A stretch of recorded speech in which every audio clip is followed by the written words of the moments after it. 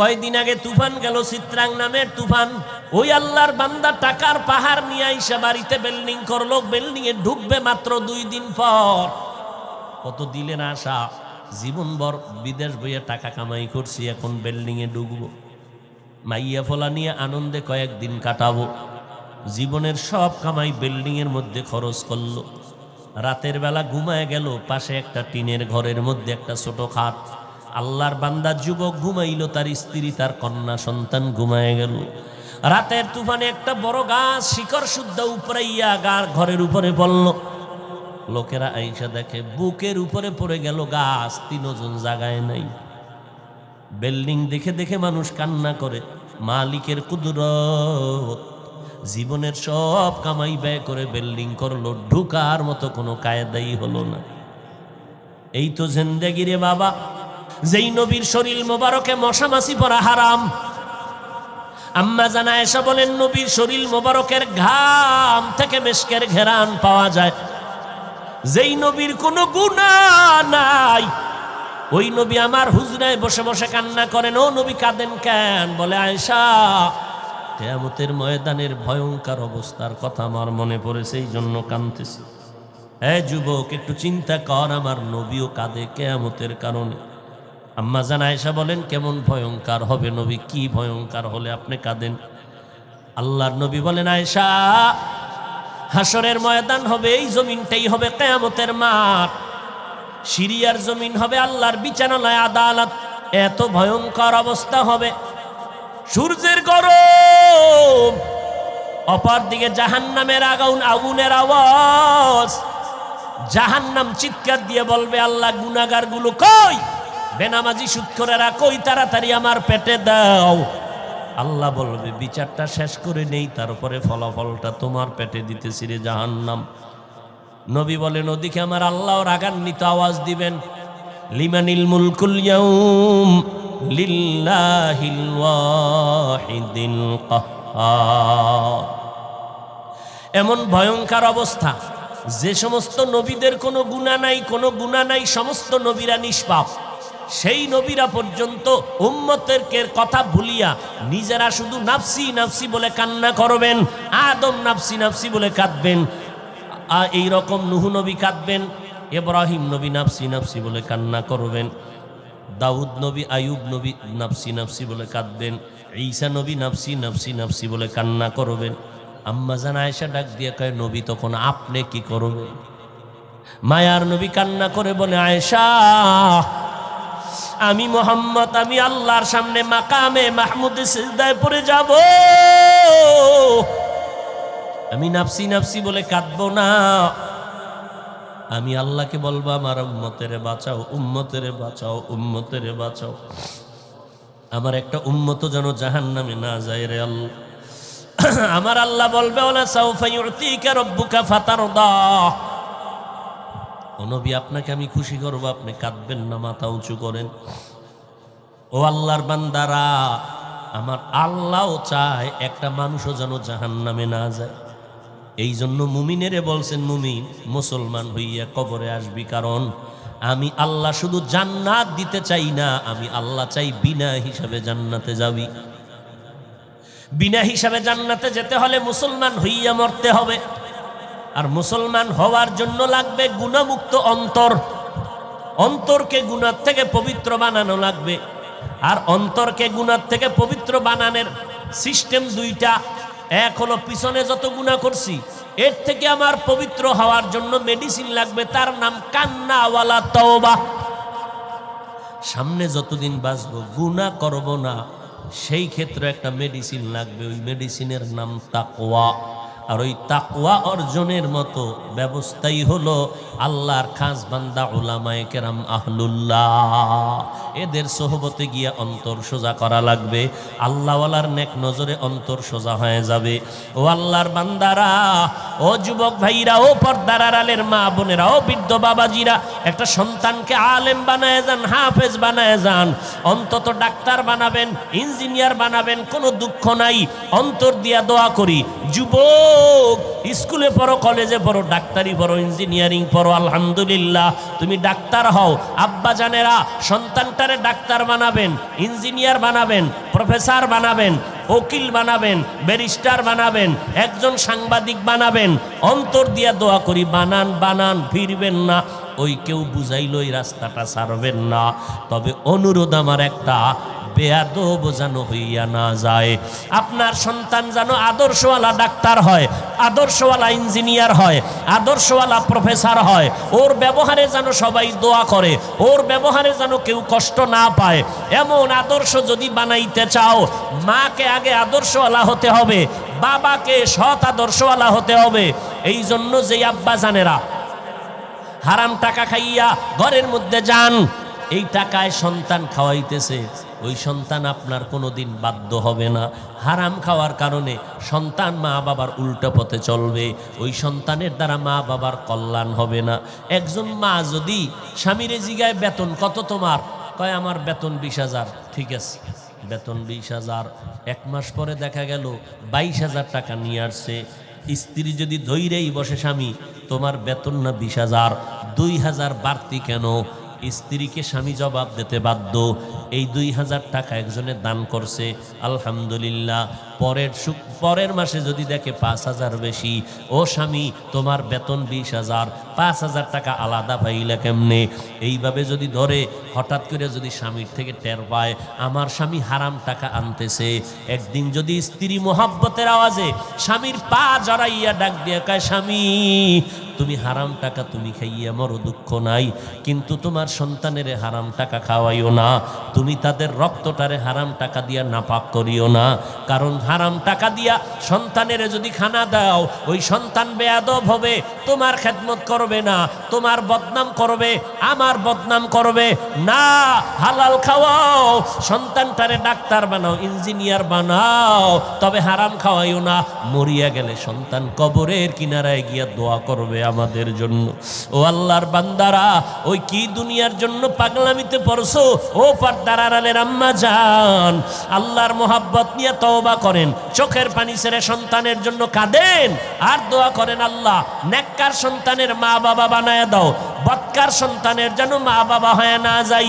ও সন্তানের দল, আল্লাহর কাছে তওবা করো।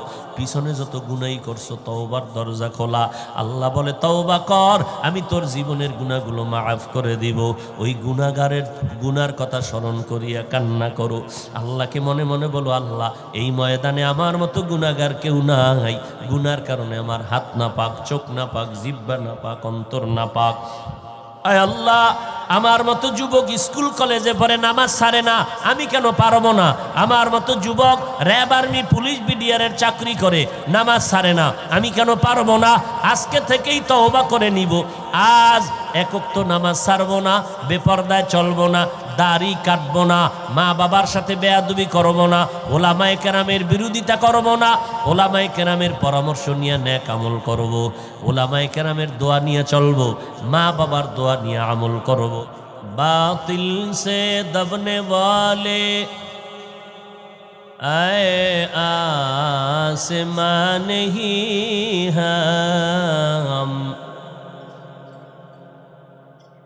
बातिल से दबने वाले आए आसमान ही हम, 100 बार कर चुके हैं तू इम्तिहा हमारा, 100 बार कर चुके हैं तू इम्तिहा हमारा।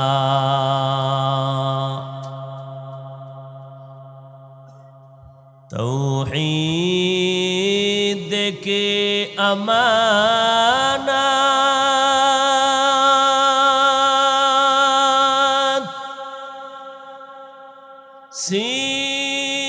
सीनों में है हमारे,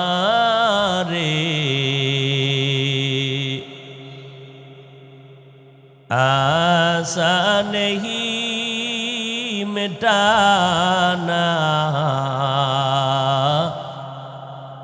नामो निशा हमारा आशा नहीं मिटाना,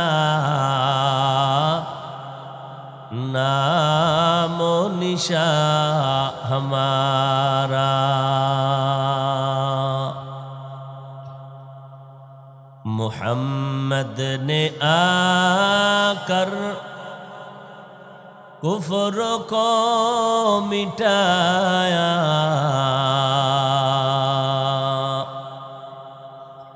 कुफ्र को मिटाकर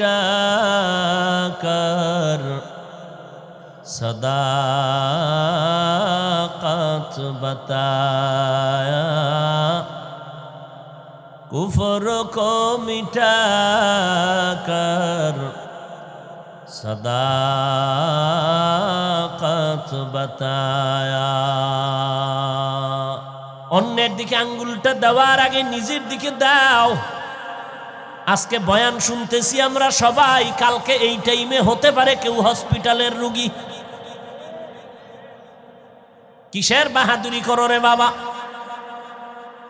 এই জন্য আল্লাহ কয় আমারে ভয় কর। ইয়া আইয়ুহাল্লাযীনা আমানুত্তাকুল্লাহা হাক্কা তুকাতি, আল্লাহকে ভয় করো, ভয় করার মতো। সাহাবায়ে কেরাম আশ্চর্য হয়ে গেলেন, পেরেশান হয়ে গেলেন। আল্লাহ যত বড়, ওই পরিমাণ ভয় করা আমাদের দ্বারা সম্ভব না, তো কেমনে করি? নবীও পেরেশান হয়ে গেলেন। আসলে আমার আল্লাহ যত বড়, ওই পরিমাণ ভয় তো কেউ করতে পারি না। আল্লাহ পাক নবীরে সান্ত্বনা দেওয়ার জন্য আবার আয়াত নিয়ে জিব্রাইলের পাঠিয়ে দিলেন, ও জিব্রাইল যাও আমার নবীরে সান্ত্বনা দিয়া দাও, ইত্তাকিল্লাহা মাস্তাতাতুম, আল্লাহকে ভয় করো তোমাদের সাধ্যমতো। সাহাবায়ে কেরাম আশ্বস্ত হলেন, হ্যাঁ আল্লাহকে আমাদের সাধ্যমতো ভয় করা সম্ভব, কিন্তু আল্লাহ যত বড় ওই পরিমাণ ভয় করা আমাদের কারো সম্ভব নয়।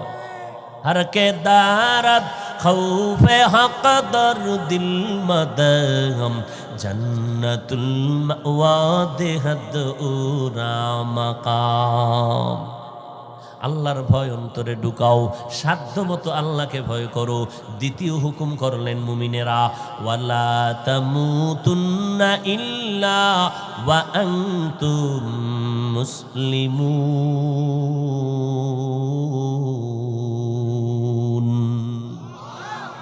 মুসলমান না হইয়া মুমিনেরা কবরে আসবি না।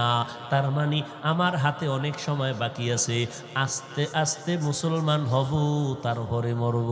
আর এক ঘরের চোরায় কয়, আল্লাহ কইছে মুসলমান না হইয়া মরবি না, মুসলমানও হব না, মরব না। আল্লাহ যে বললেন মুসলমান না হইয়া মরবি না, মানে অনেক সময় বাকি আছে, মুসলমান হইয়া তারপরে আয় সময় আছে, তোর হাতে অনেক বাকি। হালা আহলাকে, আমার হাতে এক সেকেন্ডের সময়ের কোনো ভরসা নিঃশ্বাসের নাই। কোন সময় যেন ডাক দেয় আজরাইল, বাসার সামনে এসে সিগন্যাল দিয়ে দেয়, আমার মা কাঁদবে, বাবা কাঁদবে, কেউ আমারে ধরে রাখতে পারবে না। তাহলে আল্লাহ কেন বললেন মুসলমান না হইয়া মরবি না? আমার হাতে তো সময় নাই। আল্লাহ কি বুঝাইতে চাইলেন? মুফাসসিরিনে কেরাম বলেন মুসলমান হইয়া মর, না হইয়া মরিস না। কথার ব্যাখ্যা হলো মুসলমান হইতে মোটেও দেরি করিও না। যেহেতু সময় নাই, তাড়াতাড়ি মুসলমান হও। আর সহ্য কথাটা কাদেরকে বললেন? বেঈমানেরা না কইবে এই বেঈমান মুসলমান হইয়া মর, কথাটা কইছে মুমিনেরে, এই মুমিন মুসলমান হইয়া মর। তাহলে আমরা এখানে যারা আছি আমরা মুমিন কিনা? মুমিন না? যেমন মুমিন তেমন আমরা মুসলমানও, কথা ঠিক।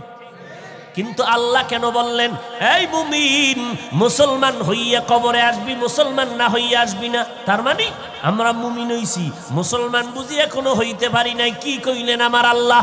আবার অন্য আয়াতে আমার আল্লাহ বলেন ইয়া আইয়ুহাল্লাযীনা আমানু উদখুলু ফিস-সিলমি কাফা ওয়ালা তাত্তাবিউ খুতুওয়াতিশ শাইতান ইন্নাহু লাকুম আদুউম মুবিন।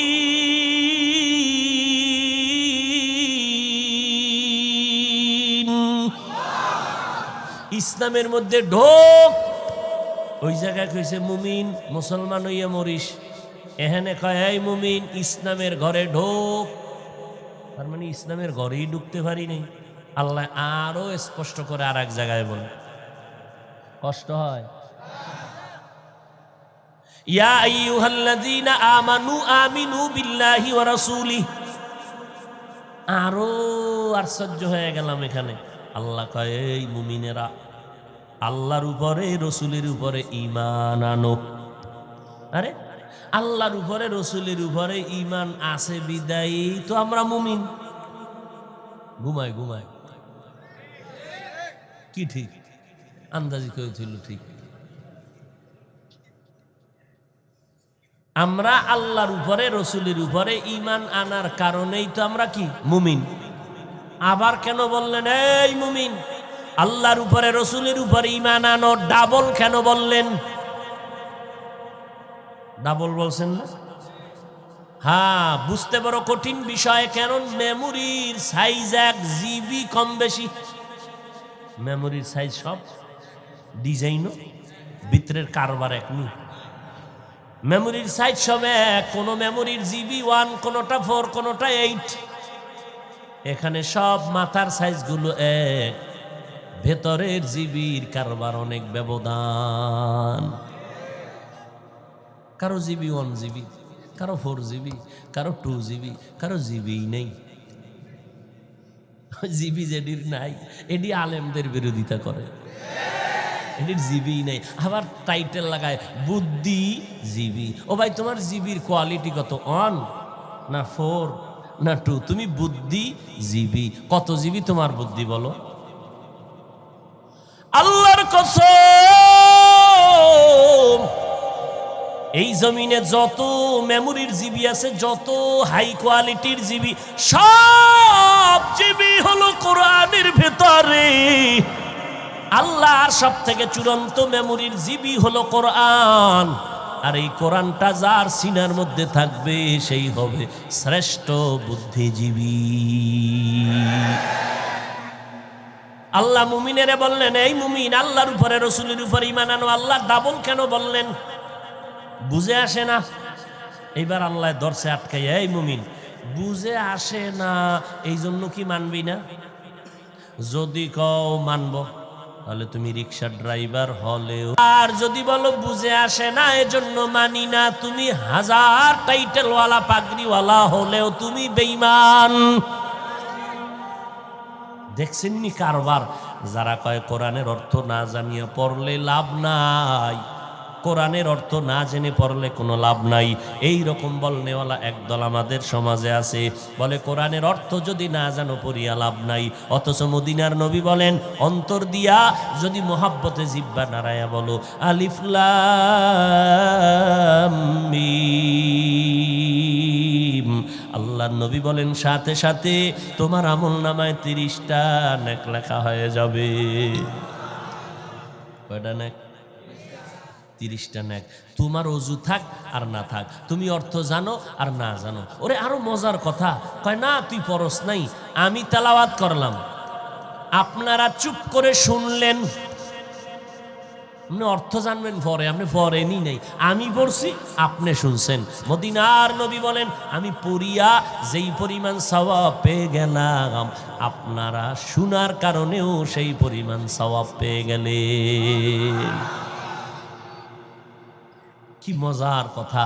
এরপরও যদি কেউ বলে কোরআনের অর্থ জানিয়া পড়লে লাভ নাই, এদের চিহ্নিত করে নাও, এরা ইসলামের ব্যানারওয়ালা বাতিল। কিওয়ালা বাতিল? হ্যাঁ, ইসলামের ব্যানারওয়ালা বাতিল। এরা ওলামাও ঠিক, হুজুরও ঠিক, বাতেলও কথা কয় না। দলিল قال النبي صلى الله عليه وآله وسلم আলা সাবধান হে দুনিয়ার উম্মতেরা, ইন্না শাররাশ শাররি শিরারুল উলামা ওয়া ইন্না খায়রাল খায়রি খিয়ারুল উলামা। দুনিয়ার মধ্যে সবথেকে খারাপ হবে একদল উলামা, মদিনার নবী বলে, আবার একদল ভালো হবে তাও উলামা। ওলামাদের মধ্যে যারা ভালো, এদের মতো ভালো জমিনে আর কেউ হবে না। আবার ওলামাদের মধ্যে যারা খারাপ, এদের মতো খারাপ কোনো গাঞ্জাখোরও হবে না, কোনো মদখোরও হবে না। বলে কেমনে? 1 লক্ষ 2 লক্ষ লক্ষ লক্ষ গাঞ্জাখোর মদখোরেরা ইসলামের ক্ষতি যেই পরিমাণ করতে না পারে, একজন টুপিওয়ালা ভণ্ড ইসলামের ক্ষতি তাদের থেকে বেশি করতে পারে। করতেছে না? আল্লাহ হেদায়াত দান করুক।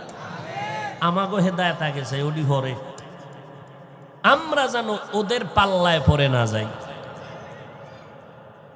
কত ফেতনা, কত ফেতনা, কত ফেতনা, কই যাবেন? যুবকটারে হাতে ফায়ে দইরা বুঝাইয়া নামাজি বানাইলাম। ভাই নামাজ পড়, ঠিক আছে হুজুর পড়ুন। উম্মা অজু টুজু কইরা মসজিদে গেছে, এবার নামাজে দাঁড়ায়া কানের কাছে যখন হাতটা নিছে না, পেরেশান হয়ে গেছে। হাতটা যে কানে নিলাম, রাখমু কই? নাবির নিচে না বুকে? এ নিয়ে তো খিলাখিলি। নাবির নিচে রাখলো ভেজাল, বুকে রাখলো কি করে? আস্তে হাত সাইডে দিয়ে কানা, এই ভেজালের মধ্যে আমি নেই। আসেনি এই ভেজাল? আল্লাহ হেদায়াত দান করুন। আমার নবীর যুগে শত্রু ছিল অনেক বড়, অনেক বেশি, মোকাবেলাও করছেন নবী জীবন লাগাইয়া, কিন্তু কোনদিন আমার নবী গালি দেন নাই, খারাপ আচরণ করতে হয় নাই। সিলেটের জমিনে শাহজালাল বিজয়ের মালা গলায় লাগাইলেন, কোনো গালি লাগে নাই। তাহাজ্জুদের কান্না আর ফজরের নামাজের আজান।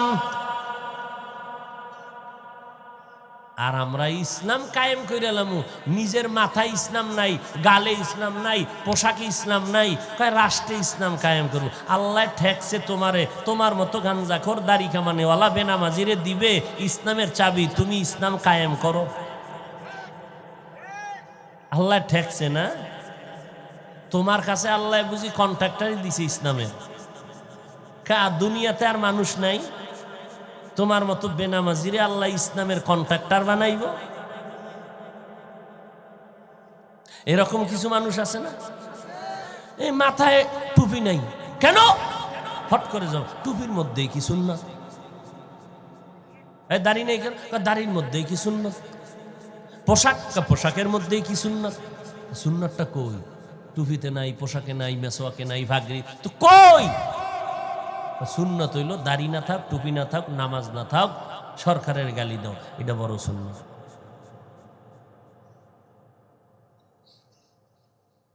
আল্লাহ হেদায়াত দান করুন। এক বেটা সায়েদাবাদ বাস টার্মিনাল কথার কথা, এই কথার কথা কইল, একদল এনারে নিয়ে আবার টরল করে। উদাহরণ কেন দেয়? আসল কথা বুঝার জন্য, আসল কথাটা বুঝানোর জন্য। উদাহরণ কখনো বাস্তবের সাথে মিলে, কখনো মিলে না। উদাহরণ দেয় কেন? আসল কথা বুঝার জন্য।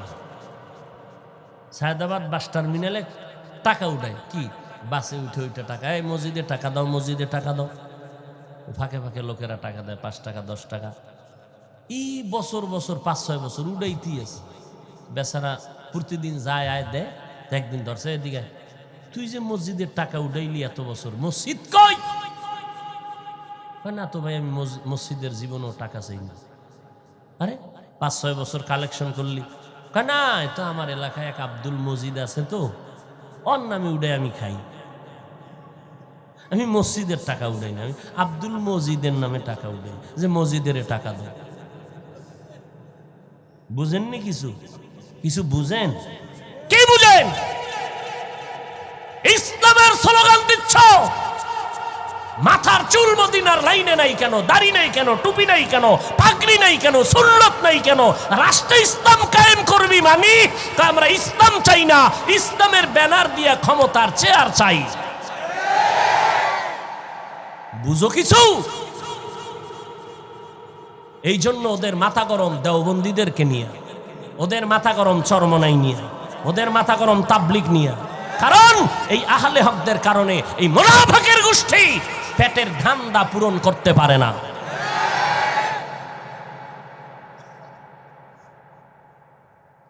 ইসলামের জন্য এত দরদ হইলে দাড়ি রাখো না কেন, টুপি পরো না কেন, নামাজ পড়ো না কেন, পাগড়ি নাই কেন, জিকিরওয়ালারে গালি দাও কেন, ইল্লাল্লাহর বিরুদ্ধে বলো কেন, তাহাজ্জুদের বিরুদ্ধে বলো কেন, কাজা নামাজ লাগবে না বলো কেন, জুমার নামাজের আগে সুন্নত লাগবে না বলো কেন? বিতিরের নামাজ ডেলি লাগবে না, মাঝে মাঝে পড়িস তাও পুরা লাগবে না, এক রাকাত শর্টে মারবি।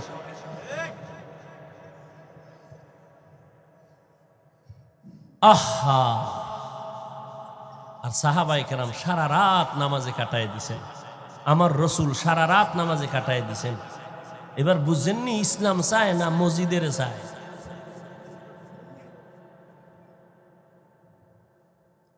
পাগল হয়ে গেছে, পাগল। ঠেকাও হাফিজুর রহমান রে, ঠেকাও চরমনাই, ঠেকাও। কে চরমনাই কয়নি গাঞ্জা খা? কয় না খা, এই জন্য সমস্যা। চরমনাই কেন কয় নামাজ পড়ো, দাড়ি রাখো? তাবলিগলারা কেন বলে পায়ে ধরে ধরে নামাজ পড়ো, দাড়ি রাখো, পর্দা করো, হালাল খাও, গালি দিও না, মানুষকে ভালোবাসা শিখাও। তবে এটাও সত্য, আলহামদুলিল্লাহ, একটু আগে বলছি না, এই জমিনে আহলে হক আছে। ওয়াজে দাওয়াত দিতে গেলে যাইতো না, ঘুরতে ঘুরতে মাঝে মাঝে যাইতেন, মাগরিব পইরেই বয়ান।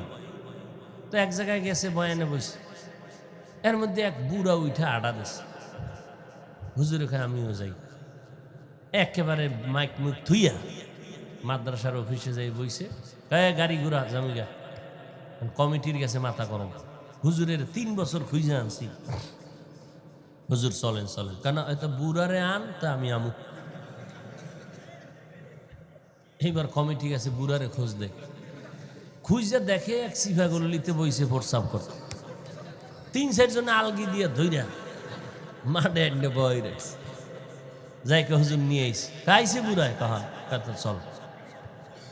এই আবার বয়ান শুরু করছে, তোরা উঠবি আমি উঠব, তোরা থাকবি আমিও থাকবি। টের পাও না এই চিল্লানির মজা কেমন? ঘরের মধ্যে বলে চোর ঢুকছে, একজনে টের ভাইয়া চোর করে যে একটা চিল্লানি দিছে, এক চিল্লানিতে ফজর। দরজা দইরা ধাক্কাইছে, সকালে দেখে জানলা দইরা ধাক্কাইতেছে, দরজার খুঁজেই ভাই না। চিল্লানি ঠেলায় তারমার সব একজাস্ট হয়ে গেছে। আর প্রতিদিন জোহরের পরে, মাগরিবের পরে, আসরের পরে, এশার পরে 12 মাস প্রধানমন্ত্রী বক্তব্য দিবেন, জাতির সামনে ভাষণ দিবেন। আগামীকাল সন্ধ্যা 7টায় রাষ্ট্রপতি ভাষণ দিবেন। টিম গঠন করা হলো, রাষ্ট্রপতির বক্তব্যটা সুন্দর করে লিখে দাও। এটারে একবার লেখে কয় শব্দ চয়ন ভুল, এটারে আবার সংশোধন করো। 13 জনে মিলিয়া 13 বার সংশোধন কইরা রাষ্ট্রপতির হাতে দিলেন। রাষ্ট্রপতি 5 মিনিটের বক্তব্যটা বারবার পড়লেন আর দেখলেন। এরপরে আইসা দেখা বক্তব্যটা দিলেন, তাও মুখস্থ না। চিন্তা করো না রে মানুষ, কলবটা খারাপ হয়ে গেছে। আমরা ফজরের পরে বয়ান, রাত্রে ঘুম নাই, খানা নাই, দৌড়ের উপরে আছি, দৌড়াইতেছি, আবার 2 ঘন্টা চিল্লাইতেছি। ফজরের পরে চিল্লানি, জোহরের পরে চিল্লানি, মাগরিবের পরে বয়ান, এশার পরে বয়ান, 1 ঘন্টা 2 ঘন্টা, প্রতিদিন 12টা মাস, হাজার কোটি কথা বলতেছি জিহ্বা দ্বারা। এই কথা সাপ্লাই হয়। আমরা তো অন্য কিছু বক্তাদের মতো ল্যাপটপ সামনে নিয়ে বয়ান করতে পারি না। ডায়েরি দেখেও তো আয়াত পইরা মুখস্থ বয়ান করতে পারি না। দ্বিতীয় ওই লাইনে বয়ান করতে গেলে দেখছি রে বাবা, ডায়েরি দেখা বয়ান করলে, ল্যাপটপ সামনে নিয়ে দেখা কোরআনের আয়াত পইরা বয়ান করলে বয়ান হবে, রুহানিয়াত পাওয়া যাবে না। যে রুহানিয়াত বুঝে না, এরে কি বুঝাবো? যে রুহানিয়াত বুঝে না, যে মারেফত বুঝে না, তারে মারেফত কেমনে বুঝাই? অন্ধ মানুষ তো সাদাও চিনে না, দুধও। তো 1 গ্লাস দুধ নিয়ে দুধ খাও, অন্ধ খায় দুধ আবার কেমন? সাদা কেমন? বগের মতো। বক কেমন? ধান কাটা কাশির মতো। এবার কাশি কেমন? তা হাতটা বাঁকা করে এরম দেয়। অন্ধ আতাই দে ভাই, এটা আমার গলায় ঢুকাবি, আমার এই দুধ লাগবে না। হ্যাঁ, মারেফত বুঝো না, রুহানিয়ত বুঝো না, কেমনে বুঝাই, কেমনে পার্থক্য করবি যে কার বয়ানে রুহানিয়ত আছে, কার বয়ানে রুহানিয়ত নাই? পার্থক্য করার কষ্টি পাথর কই?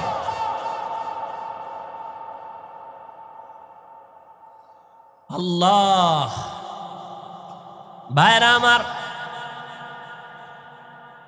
বড় কঠিন। আল্লাহ তাআলা ডাবল কেন বললেন? মুমিনেরা ঈমান আনো আল্লাহর উপরে, রসুলের উপর। আমরা তো আল্লাহ এবং রসুলের উপর ঈমান আনার কারণে মুমিন হয়ে গেলাম, আবার কেন বললেন ঈমান আনো? আল্লাহ জানতেন তিনি গাইবের মালিক, তিনি জানতেন শেষ জামানার উম্মতেরা ঝামেলা করবে, নিজেরা মুসলমান এমন ঝামেলা করবে, নিজেরা নিজেদেরকে প্রশ্ন কইরা সাধারণ মানুষের সামনে বিভ্রান্ত করবে। যেমন প্রশ্ন কইরেই ফেলছে, মদিনার নবী কাফেরের কাছে, মুশরিকের কাছে দাওয়াত দিছেন, তোমরা মুসলমান হইয়া কেন মুসলমানের কালেমার দাওয়াত দাও? প্রশ্ন আছে না নাই? আল্লাহ কয়, আমি যদি মুমিনের ঈমানের ডবল দাওয়াত দিতে পারি তো এরাও পারবে। আল্লাহ যদি মুমিনকে ঈমানের ডাবল দাওয়াত দিতে পারে, আমরা কেন পারবো না? আর আমরা দাওয়াত দিব না, যাব কই? হিন্দুদের পাড়ায় পাঠাও যাই, খ্রিস্টানদের গির্জায় পাঠাও যাই, সকাল লাগবে না, ডেইলি আধা ঘন্টা করে বয়ানে লাগায় দাও। 12 মাস লাগবে না, মাত্র 6 মাস ইনশাআল্লাহ। 6 মাস যদি মন্দিরে বসায় দাও, খ্রিস্টানদের গির্জায় বসায় দাও, ওই বৌদ্ধ ধর্মের প্যাকটায় বসাইয়া দাও, আল্লাহর কসম, আল্লাহর উপরে ভরসা করে বলছি, নবীর মহব্বতে বলছি, 6 মাস যদি বয়ান করতে থাকি, সব বিধর্মীরা মদিনাওয়ালা নবীর পাক্কা আশেক হয়ে যাবে। কিন্তু 12টা মাস মুসলমানের পাও দইরা দইরা দইরা দইরা কত নত হইয়া বয়ান করি, মনে হয় যেন আপনাদের টাকার কেনা গোলাম। এত নত হইয়া বিনয়ের সাথে বয়ান করি। কি বয়ান করি? এই কথা তো বলি না, চরমনাই না গেলে গুনাহ হবে, তাবলিগ না করলে গুনাহ হবে, পাঁচকল্লি মাথায় না দিলে গুনাহ হবে, এই কথা তো একবারও বলি না। কওমি মাদ্রাসায় না পড়লে গুনাহ হবে, একবারও তো বলি না। কি বলি? সারা বছর বুঝাইয়া পায়ে দরিয়া বুঝাইতে চাই, 2টা স্লোগান কলবের মধ্যে ঢুকাও, জীবনে যতদিন বেঁচে থাকবি গোলামি করবি আমার আল্লাহর, আর জীবনে যতদিন বেঁচে থাকবি আদর্শ মানবি মদিনাওয়ালা নবীর। আর কারো গোলামি করা যাবে না, আর কারো আদর্শ মানা যাবে না, আর কারো অন্ধ ভক্ত হওয়া জায়েজ নাই। অন্ধ ভক্ত হওয়া 2 জনার, আল্লাহর আর রসুলের। আর কারো অন্ধ ভক্ত হওয়া হারাম। পীর সাহেবের ভক্ত হওয়া জায়েজ, অন্ধ ভক্ত হওয়া জায়েজ নাই। আলেম, পীর, মাশায়েখ, ওলামায়ে কেরাম, আমার উস্তাদ, আমার বাবা মা, আত্মীয় স্বজন, সবার জন্য ভক্ত হওয়া জায়েজ, অন্ধ হওয়া জায়েজ নাই। কয় তো কেমন ভক্ত? কয় আল্লাহর ভক্ত হব অন্ধের মতো, নবীর ভক্ত হও অন্ধের মতো, কোনো প্রশ্ন নাই। বুঝে আসুক না আসুক, গোলামি চলতেই থাকবে। নবী এইটা বলছে, মানতেই হবে, বুঝে আসুক আর না আসুক। কিন্তু পীর সাহেবের বেলায় এটা হবে না, ওস্তাদের বেলায় হবে না, বক্তার বেলায় হবে না। বক্তা, ওস্তাদ, পীর সাহেবদের বেলায় আমি তাদের কথা মানব ততক্ষণ তারা আমার আল্লাহ আর নবীকে মেনে চলবেন যতক্ষণ। এই রকম ভক্ত হও। আমার ওস্তাদে কইছে এই জন্য আমি মানতেই হবে না। আল্লাহ এবং রসুলের লাইনে আছে না লাইন সারা হলে মানা যাবে না, যত বড় টাইটেলওয়ালা হোক। সাবধান, এরে নবীর উম্মতের দল। আল্লাহ কেন বললেন মুমিনেরা ঈমান আনো? কারণ তোমার আমার ঈমান বড় দুর্বল। মুমিন দাবি করি নামাজ নাই, ঈমানদার দাবি করি পর্দা করি না, ঈমানদার দাবি করি ঠিক মতো যাকাত দেই না, হালাল খাই না। ঠিক আছে, সব ঠিক আছে, আমি হুজুর মানুষ, আমার সব ঠিক, নামাজ পড়ি, পর্দা করি, হালাল খাই, সব ঠিক আছে। আল্লাহ আমারেও কয়, এই বান্দা ঈমান আন। আবার কেন কয়? তুই বক্তা ঠিক, টুপি দাড়ি সব ঠিক আছে, তোর মধ্যে কিবিরের গুনাহ আছে, কবিরা গুনাহ। তোমার মধ্যে হাসাতের কবিরা গুনাহ আছে। আমি নিজেরে বড় বক্তা মনে করি, এই কবিরা গুনাহ আমার কলবে। আমি অন্যদের ছোট মনে করি, তুচ্ছ মনে করি, কবিরা গুনাহ কলবে। অন্যের ভালো পছন্দ করতে পারি না, মেনে নিতে পারি না, এটাও কবিরা গুনাহ। আমি নিজের সব থেকে বড় মনে করি কবিরা গুনাহ, অন্যকে তুচ্ছ মনে করি কবিরা গুনাহ। আরে আমার থেকে ওর মধ্যে কি আছে? দূর, ওটার মানুষ হইল, ওর মধ্যে কিচ্ছু নাই, কিচ্ছু নাই, সব আমার মধ্যে আছে। আল্লাহ কয় তোর মধ্যে কি আছে? বলতো বলতো বলতো আলিফ লাম মিমের অর্থটা একটু ব্যাখ্যা কর। তোর মধ্যে এত এলেম, আলিফ লাম মিমের তাফসীরটা করতো। কয় না আল্লাহ এখানে পারুম না। কাতে কি পারবি? কয় আল্লাহু আ'লামু বিমুরাদিহি। এখানে আমার চালান পুঁজি সব শেষ। কয় এখানে যদি শেষ হয়, দরজায় গিয়ে তুই আটকায় গেছো, ভিতরে কেমনে যাবি? আলিফ লাম মিম দিয়ে তোরে আটকায় দিলাম, যত অহংকার আছে আলিফ লামের সামনে দুর্বল করে ফেল। মাথা নত করে বল আমার কোনো ইলম নাই, আমার কোনো আমল নাই, আমার মতো খারাপ কেউ নাই। আরে আমার নবী তিনিও যদি বলতে পারেন ও আল্লাহ আমারে তুমি ছোট বানাইয়া দাও, আল্লাহুম্মা জাআলনি ফি আইনি সাগীরা ওয়া ফি আইনিন নাসি কাবীরা, ও মালিক আমারে তুমি ছোট বানাইয়া দাও, উম্মতের নজরে মর্যাদা বাড়ায়া দাও। আমার নবী যদি ইস্তেগফার পড়ে 100 বার দৈনিক, আমার নবীর কোনো গুনাহ নাই। যদি কেউ মনে মনে সন্দেহ করে তার ঈমান চলে যাবে। ওই নবী কি দরকার সারা রাত্র নামাজে কাটানোর দরকার কি ছিল? আমার নবী নামাজের মধ্যে কাটাইতেছেন, কান্না করতেছেন। ও নবীর আশিক উম্মতের দল, আমার নবী চোখের পানি ছেড়ে কান্না করতেছেন। আম্মা জান আয়েশা রাদিয়াল্লাহু তাআলা আনহা বলতেছেন নবী আমার হুজরায় বসে আপনি কেন কান্না করেন? আমি আয়েশার কোনো বেয়াদবি হয়েছে নাকি? নবী বলে না না, আয়েশা কোনো বেয়াদবি হয় নাই। কে সে আয়েশা? 6 বছরে নবীর সাথে বিবাহ হলো, 9 বছরে আম্মা জান আয়েশা নবীর ঘরে আসলেন। 18 বছরের সময় আমার নবী বিদায় হয়ে চলে গেল। হিসাবটা মিলাইয়া বলবেন নি আম্মা জান আয়েশা নবীর ঘরে ছিলেন কয় বছর? 9 বছর আম্মা জান আয়েশা নবীর ঘর করেছেন। 6 বছরে বিয়া, 9 বছরে ঘরে আসছেন, 18 বছরে নবী বিদায়, ঘর করলেন কয় বছর?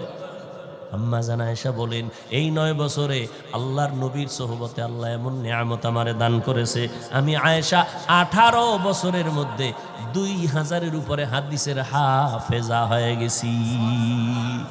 এলমে রায়ে জাজো করদন বেহিসাব, খলকে রাদাদন জওবে বাসওয়াব, আপনা দারদ দোস্তে খলকা জারে রা, নিস্তে ই খসলত একে দিনদারে রা। এরে নবীর উম্মতের দল, একটু চোখ বন্ধ করে হিসাব মিলাও। জীবনে কি করলাম এই বয়স পর্যন্ত? আল্লাহর আদালতে ডাক আসলে আমি কি নিয়ে দাঁড়াবো? কি নিয়ে আমি মালিকের দরজায় দাঁড়াবো? চোখ দুইটা বন্ধ করলে আমল নামার 30 বছরের দিকে নজর দিলে দেখি গুনা গুনা গুনা গুনা গুনা, টুকটাক আমল যা করছি তাও ভেজাল।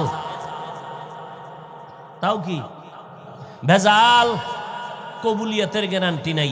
2-1টা আমল যদি কবুলিয়তের গ্যারান্টি হইয়াও থাকে, আমার যে ভাব আর সাপ, এই ভাবের কারণে সওয়াব কাটা গেছে। আমি এখন শূন্য হাতে বসে আছি, আমার জিন্দেগি পুরাটাই বরবাদ হয়ে যাইতেছে। বান্দা ওলামায়ে কেরামের মোহাব্বতের আওয়াজ কানে লাগাও। এ যুবক, পায়ে হাত রেখে বলছি, যদি পাও দুইটা আগাইয়া দাও, পায়ে হাত রেখে বলি আজকে থেকে আর গান শুনিস না। মদিনাওয়ালা ইমাম সাহেবের কোরআন তেলাওয়াত শোন। ইউটিউবে ঢুকিয়া মক্কার ইমামের কোরআন তেলাওয়াতের আওয়াজ কানে লাগাও। আল্লাহর কসম, 1 সপ্তাহ পর নিজে নিজে তওবা করবি আর বলবি জীবনে গানের আওয়াজ কানে লাগাবো না। এই তোর গান শুনতে মজা লাগে, আমারও তো তোর যে একটা অন্তর আছে, অন্তর কলব, এই কলবটা আমার ভিতরে নাই আছে। তুইও মানুষ, আমিও মানুষ। অযুবক, তোমারও আকৃতি গঠন সব এক, তোমার হাওয়া বাতাস জমিন খানা সব এক, আমারটাও এক। আমার মনেও তো চায় তোর মতো চুলগুলো আঁকা বাঁকা কইরা বান্দর আর ইন্দুরের মতো সাইজ করি, মনে আমারও চায় তোর মতো প্যান্ট শার্ট টাই লাগাইয়া বিড়ি টানি। তুই যেমন দাড়ি কাটছো, আমার তো মনে চায় দাড়িটা কাইটা যৌবনের ভাবসাব নিয়ে রাস্তায় ঘুরি। তোর মনে চায় মোবাইল নিয়ে তুই পার্কে পার্কে আড্ডা দিবি, আমিও তো পারি যাইতে, কেউ আমারে বাধা দিত না। যুবক, মনটা চাওয়ার পরেও কেন বাবা টুপি মাথায় রাখি? মাথা গরম হয়ে যায়, টুপি মাথায় দিলে শরীর গরম লাগে জামার কারণ। এই শীতের মধ্যে ফজরের সময় ঠান্ডা পানি দিয়ে অজু বানাইয়া নামাজ পড়া কি না কষ্ট। এরপরেও একবেলার নামাজ সারি না রে বাবা, টুপিটা সারি না, দাড়ি কাটি না রে, জামাও সারি না। কি ঠেকা আছে তোদের পায়ে দৈরে দৈরে বয়ান করো রে বাবা। আমার কবরে আমি যাব, তোমার কবরে তুমি যাইবা। তুমি আমার একটা টাকা দাও না, আমিও তোমার খাই না, তুমিও আমারটা খাও না রে বাবা। এরপরও কেন কোন ঠেকায় পড়িয়া তোমার পায়ে দৈরে দৈরে বুঝাইতেছি রে বাবা। এই আল্লাহর গোলাম, একমাত্র কারো বাচ্চাটা আগুনের সামনে খেলতেছে, সামনে আগুন, আগুন দেখলেই ধরে, দেখলেই ধরে। মায় কয় ধরিস না, আগুনে ফুরে যাবে। বাচ্চা বুঝেনি, ও দিছে দিছে আঙ্গুল ফুরে গেছে। এইভাবে মা বারবার বুঝাইছে, আগুন আগুন ধরবি না, আগুন আগুন ভয়ঙ্কর, পুড়ে যাবি পুড়ে যাবি। বুঝাইতে বুঝাইতে বুঝাইতে বুঝাইতে সন্তান একদিন এমন বুঝ পাইয়া গেছে, এখন আগুন দেখলে আগুন আগুন কয়ে দৌড় দেয়। মা কেন বুঝায়? কয় মায়ের কলিজার মোহাব্বত। সন্তানটা আগুনে পুড়বে, মা সহ্য করে নিতে পারবে না। ওলামায়ে আহলে হক যারা, তুমি নামাজ না পড়লে তুমি জবাব দিবে, দাড়ি কাটলে তোমার জবাব তুমি দিবে। পর্দা আর নবী আমার 63 বছর হায়াতে একটা মিথ্যা কথা বলেন নাই। এই চোখের সামনে কত যুবকের জানাজা পড়াইলাম, কত যুবকের লাশ কবরে রাখলাম। আজকে থেকে আর নামাজ ছাড়বো না, বেপরদায় চলবো না, মা বাবারে কষ্ট দিব না। কারণ যেই মা বাবার চোখের পানির কারণে চেয়ারে বসলাম, সম্মান পাইলাম, টাকা পয়সার মালিক হয়ে গেলাম, ওই মা বাবারে কষ্ট দিয়া কামিয়াব হওয়া যাবে না। ও যুবক, পায়ে হাত রেখে বলি তওবা করে নাও। আমার আল্লাহকে মনে মনে ডাকো আর বলো, আল্লাহ আজকে থেকে তওবা করে নিব। গলায় ছুরি আসলে মরিয়া যাব, আর নামাজ ছাড়বো না, আর দাড়ি কাটবো না, মা বাবারে কষ্ট দিব না, নবীর সুন্নতের বাইরে চলবো না। স্কুলে পড়বো, কলেজে পড়বো, ডাক্তার হব, তবে নামাজ পড়বো, নবীর তরিকায় চলবো, মা বাবার দোয়া নিয়ে চলবো, ওলামায়ে কেরামের পরামর্শ নিয়ে চলবো। দেশ ও জাতির বিরুদ্ধে ষড়যন্ত্রে লিপ্ত হব না। তওবার যদি খাঁটি নিয়ত কারো অন্তরে থাকে, দুর্বলতা না থাকে, খাঁটি তওবার নিয়ত যাদের অন্তরে আছে, আল্লাহর ওয়াস্তে বলবো, আল্লাহর মোহাব্বতে, নবীর মোহাব্বতে দুটো হাত আল্লাহকে দেখাইয়া দেন। আল্লাহ আমাদের হাতগুলো কবুল করে নেন, তওবা কবুল করে নেন, তওবার উপরে মজবুত হইয়া চলার তৌফিক দান করেন, আমিন।